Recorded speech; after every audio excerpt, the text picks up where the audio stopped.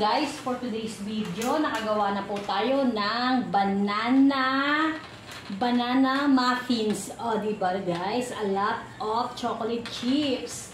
And then, meron din po tayong banana cake. And then, ang ating kasaba cake. Nakaano na po siya, mga nakatakip na dahil malamig na. So, ayan yung ating banana muffins. At syempre, kailangan tikman natin yan. Ito po yung ating banana muffins. Yung ingredients po nito, ilalagay ko sa comment section. And then, yung ating pong cookies ay isasalang din natin maya-maya. Ito na po siya. Oh, naka-ready na dahil may nakasalang pa po akong banana muffins. So guys, maraming salamat po sa mga followers, subscriber, at saka sa aking mga views. Ayan siya mga B. At syempre,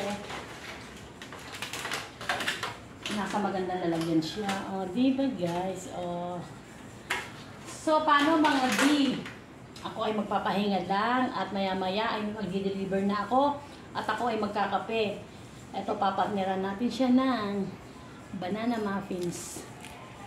Diba guys? Bye-bye! Salamat!